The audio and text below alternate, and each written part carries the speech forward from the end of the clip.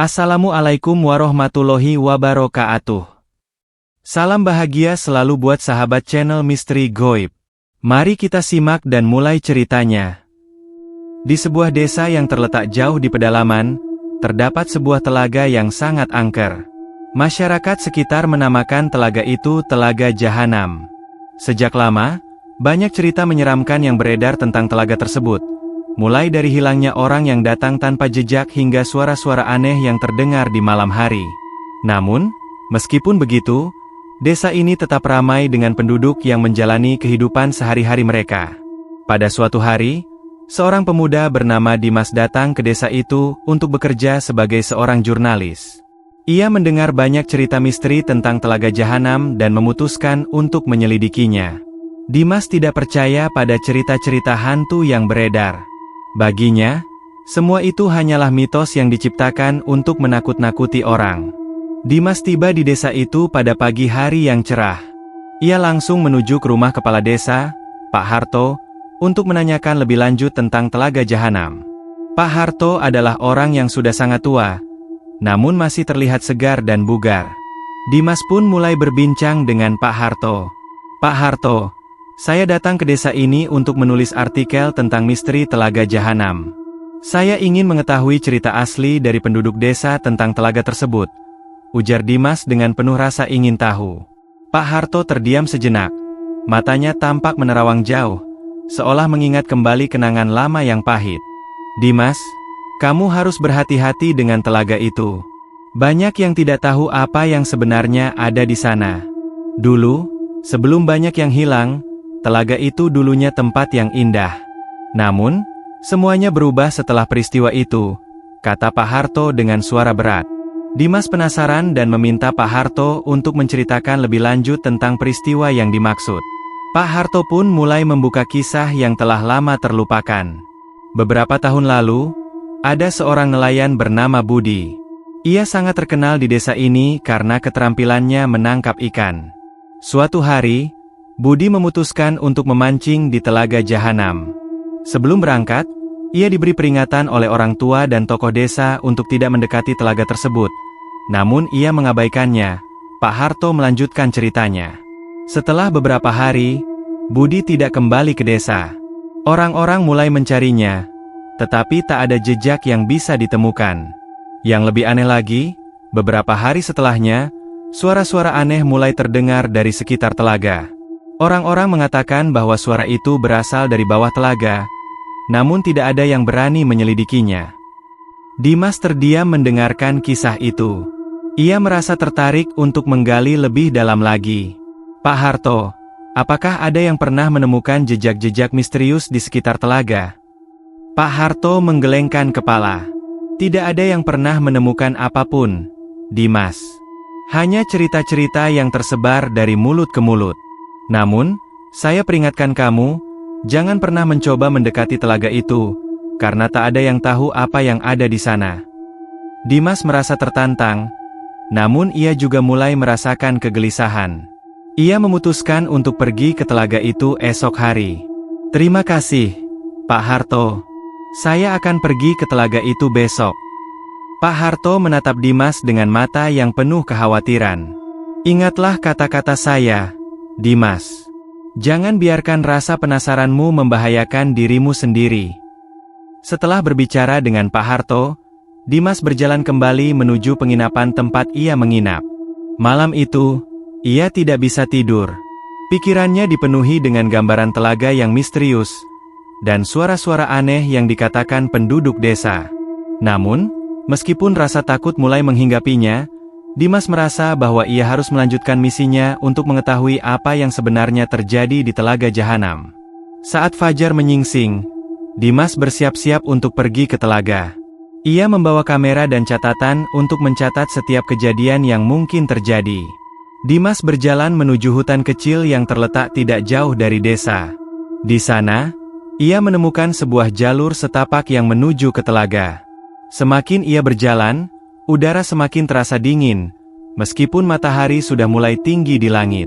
Suara burung dan hewan lainnya mulai hilang, dan yang terdengar hanya suara langkah kaki Dimas yang menggema di hutan sepi itu.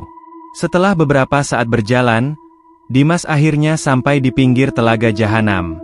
Ia terkejut melihat betapa sunyinya tempat itu. Telaga itu begitu luas dan airnya tampak begitu tenang, seolah tidak ada kehidupan di sana. Namun, ada sesuatu yang membuat Dimas merinding.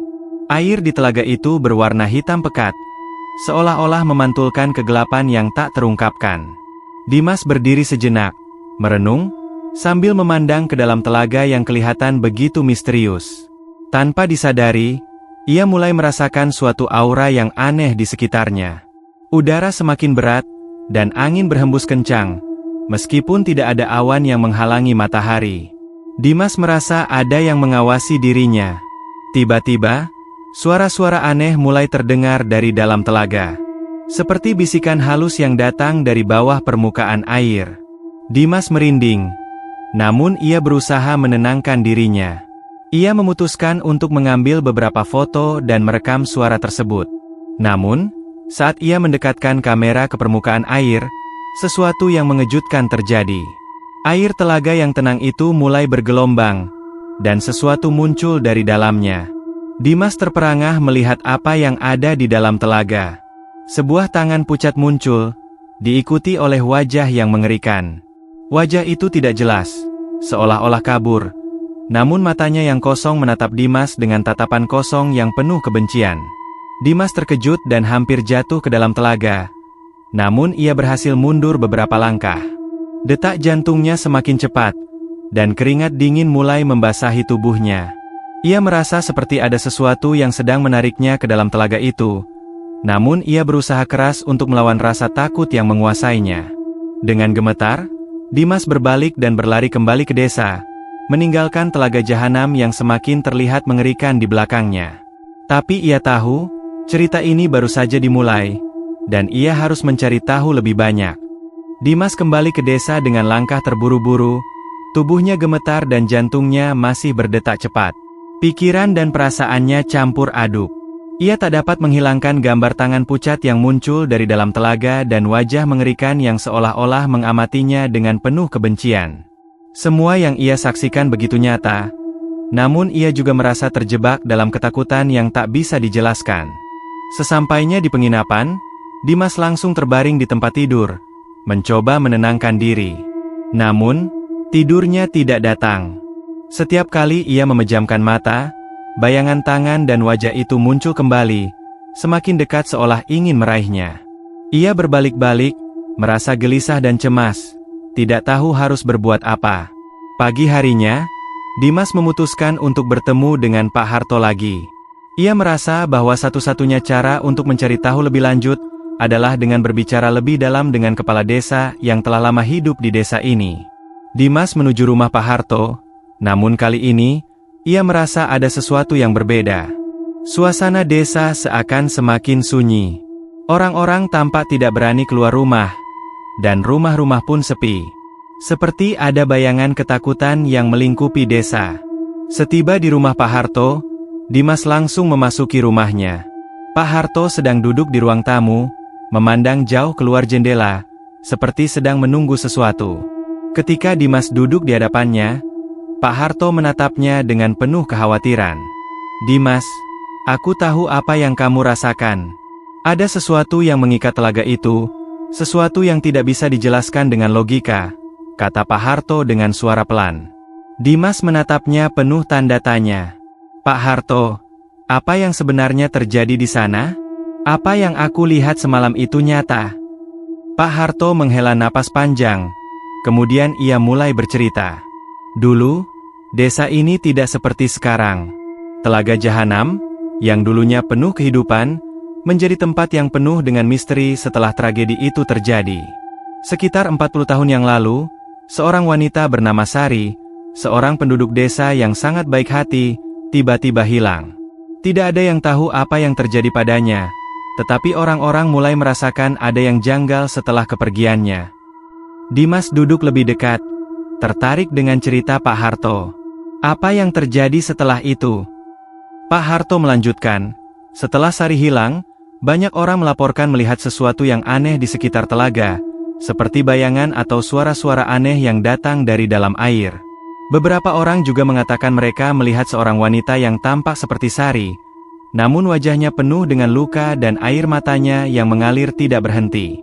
Itulah yang membuat banyak orang semakin takut dan menjauh dari telaga. Dimas tercengang. Jadi, itu bukan hanya cerita kosong? Ada sesuatu yang terjadi di sana. Pak Harto mengangguk. Ya, Dimas. Apa yang kamu lihat semalam, itu adalah peringatan. Telaga itu bukan hanya sekadar badan air, tapi merupakan tempat yang terikat dengan roh-roh yang tidak dapat beristirahat. Mereka yang tenggelam di sana, mereka yang menghilang, tidak pernah bisa benar-benar pergi. Mereka terperangkap di dalam telaga itu. Dimas merasa semakin cemas. Namun rasa penasaran yang besar mengalahkan ketakutannya. Apa yang harus aku lakukan untuk menghentikan semua ini? Apa yang bisa menyelamatkan desa ini? Pak Harto menatap Dimas dengan tajam, seolah memandang langsung ke dalam hatinya. Ada satu cara untuk menghentikan kutukan itu, tetapi itu sangat berbahaya. Kamu harus kembali ke telaga dan melakukan ritual yang hanya dilakukan oleh orang yang tahu cara melakukannya. Ritual untuk membebaskan roh-roh yang terperangkap di sana. Namun, kamu harus siap menghadapi konsekuensinya. Banyak orang yang telah mencoba, namun tidak ada yang kembali dengan selamat. Dimas merasakan keringat dingin mengalir di seluruh tubuhnya. Apa yang harus ia lakukan? Ia tahu bahwa jika ia tidak melakukan sesuatu, kutukan ini akan terus mengintai desa ini. Namun, jika ia melakukannya, apakah ia akan selamat? Tapi, Pak Harto, bagaimana cara melakukannya? Apa yang harus aku lakukan? Tanya Dimas. Suaranya bergetar. Pak Harto mengangkat sebuah buku tua dari raknya, membuka beberapa halaman, dan menunjuk pada sebuah gambar yang terlihat sangat kuno. Ini adalah gambar ritual yang dilakukan pada zaman dahulu.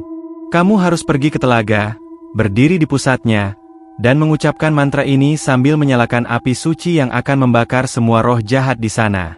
Tetapi ingat, Dimas, saat kamu melakukannya, kamu akan menarik perhatian roh-roh itu.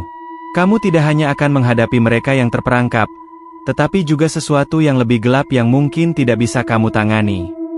Dimas mengangguk pelan. Aku akan melakukannya, Pak Harto. Aku harus mencoba. Pak Harto menatapnya penuh penyesalan. Jika kamu memilih jalan ini, maka kamu harus siap menghadapi hal yang tidak bisa kamu bayangkan.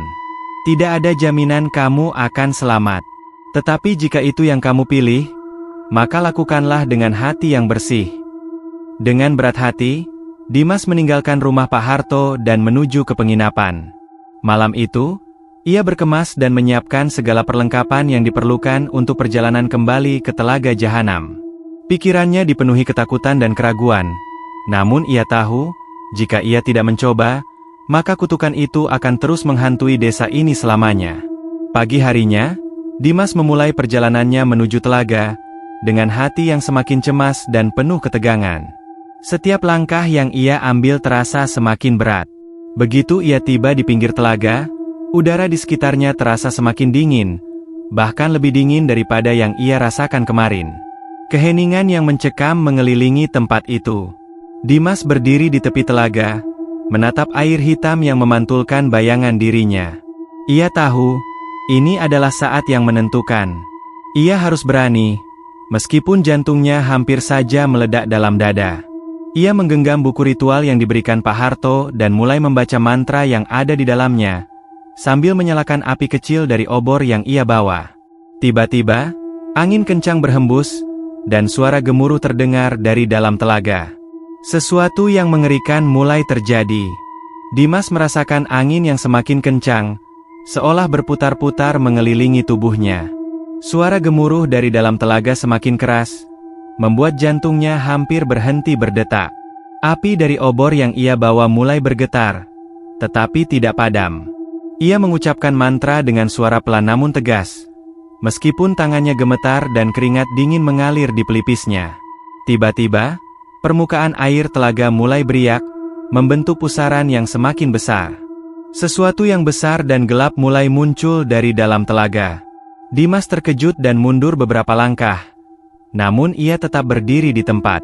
Dari dalam pusaran air itu, sebuah sosok besar perlahan muncul. Sosok itu tampak seperti manusia, namun tubuhnya terlihat terdistorsi dan mengerikan. Wajahnya tidak terlihat jelas, tetapi matanya yang besar dan hitam mengarah langsung ke Dimas. Dimas merasa seluruh tubuhnya beku. Ia terus mengucapkan mantra itu, meskipun suara di dalam hatinya berteriak untuk berhenti. Sosok itu semakin mendekat, dan Dimas bisa merasakan hawa dingin yang datang dari dalam telaga itu, seolah mencengkeramnya dengan tangan tak terlihat. Jangan dekat. Dimas berteriak dengan suara tercekat, tetapi sosok itu terus bergerak menuju dirinya. Mata hitam itu menatapnya dengan tatapan kosong yang penuh kebencian, seolah mengingatkan Dimas bahwa ia adalah bagian dari kutukan itu. Suara gemuruh semakin keras, dan air telaga mulai naik, membentuk gelombang yang semakin tinggi. Dimas merasa kaki dan tubuhnya semakin berat, seolah ditarik oleh kekuatan yang tak terlihat. Angin semakin kencang, dan langit di atasnya mulai berubah menjadi gelap, seolah-olah dunia ini akan menghancur. "Sari, bantu aku!" Dimas berteriak dalam hati, teringat pada cerita Pak Harto tentang wanita yang hilang di telaga itu. Ia merasa ada yang mengawasinya, tetapi juga merasa terperangkap dalam suatu perangkap yang tak bisa ia hindari. Tiba-tiba, sebuah suara lembut, namun penuh dengan kekuatan, terdengar di telinga Dimas. "Kamu harus melepaskanku. Hanya dengan melepaskanku, kamu bisa menghentikan semua ini." Dimas menoleh dan melihat sosok wanita muncul di balik kabut yang mulai menyelimuti telaga. Sosok itu tampak samar-samar, namun jelas ada kedamaian di dalam matanya. Dimas terkejut. Ini adalah sosok yang ia lihat semalam. Wanita dengan wajah pucat yang kini tampak lebih jelas, mengenakan pakaian yang lusuh. "Apa yang terjadi padamu?" Dimas berusaha mengajukan pertanyaan, meskipun mulutnya kering dan suaranya hampir tak terdengar. Sosok itu menatap Dimas dengan tatapan penuh harapan. "Aku adalah Sari. Aku terperangkap di dalam telaga ini sejak aku menghilang. Mereka yang terperangkap di sini tidak bisa pergi. Kamu harus melepaskan roh kami agar kutukan ini berakhir." Dimas menelan ludah, mencoba mencerna apa yang baru saja ia dengar. "Bagaimana caranya? Apa yang harus aku lakukan untuk melepaskanmu dan yang lainnya?" Sari menghela napas panjang. "Kamu harus menghentikan ritual ini. Jangan lanjutkan mantra itu, karena itu hanya akan membuat mereka semakin kuat. Sebagai gantinya, kamu harus menyerahkan diri kepada telaga. Berikan dirimu agar kami bisa pergi dengan damai." Dimas merasa tercekik oleh kata-kata Sari. Ia tidak bisa mempercayai apa yang baru saja ia dengar. "Tapi, saya tidak bisa melakukan itu. Saya tidak bisa mengorbankan diri saya." Sari melangkah mendekat, dan Dimas bisa merasakan hawa dingin yang datang dari sosoknya. "Kamu tidak mengorbankan diri. Kamu hanya memberikan kesempatan bagi kami untuk beristirahat dengan damai. Dengan begitu, desa ini akan selamat. Kalau kamu terus berjuang, maka kutukan ini tidak akan berakhir, dan semuanya akan semakin buruk." Dimas terdiam. Kepalanya penuh dengan pertanyaan, tetapi ia tahu bahwa apa yang ia hadapi sekarang adalah pilihan hidup atau mati, untuk dirinya dan untuk desa ini. Ia merasa sangat bingung, tidak tahu apa yang harus dilakukan. Di satu sisi, ia ingin selamat, namun di sisi lain, ia juga tahu bahwa jika ia tidak melakukan apa yang diminta, maka kutukan ini akan berlanjut selamanya. Sari menatap Dimas dengan tatapan penuh pengertian. "Kamu tidak akan sendirian, Dimas. Banyak orang yang telah melalui ini, tetapi tidak ada yang tahu bagaimana caranya. Kamu bukan yang pertama, dan kamu juga tidak akan menjadi yang terakhir." Dimas menutup matanya sejenak, merenung. Ia tahu bahwa ia harus membuat keputusan sekarang.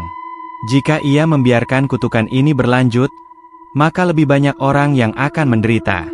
Namun, jika ia melaksanakan apa yang diminta oleh Sari, apakah ia siap untuk mengorbankan dirinya? Dalam kegelapan yang semakin pekat, Dimas akhirnya membuka matanya. "Aku akan melakukannya, Sari.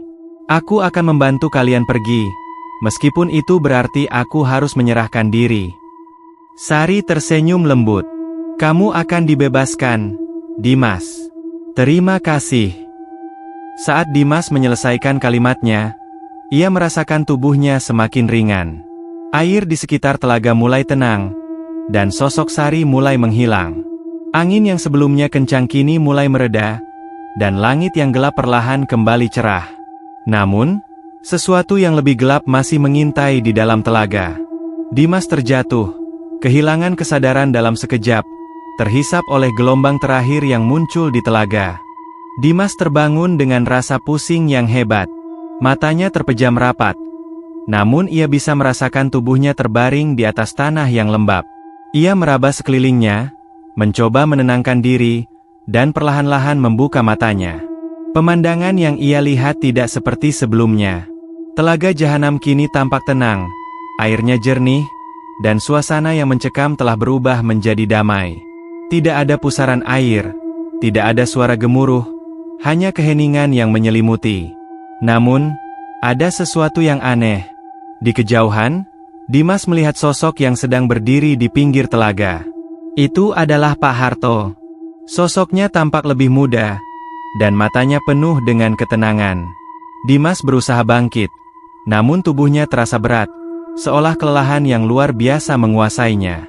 Pak Harto mendekat, tersenyum, dan memandang Dimas dengan penuh rasa syukur. Kamu berhasil, Dimas. Kamu telah mengakhiri kutukan itu. Dimas merasa kebingungan. Pak Harto, apa yang sebenarnya terjadi? Apakah itu semua benar? Apa yang aku lakukan? Pak Harto duduk di sebelah Dimas. Matanya tak lepas dari telaga yang kini tampak damai. Semuanya sudah berakhir. Sari dan roh-roh lain yang terperangkap di sana akhirnya bisa beristirahat dengan tenang. Kamu telah memberikan pengorbanan yang besar, Dimas.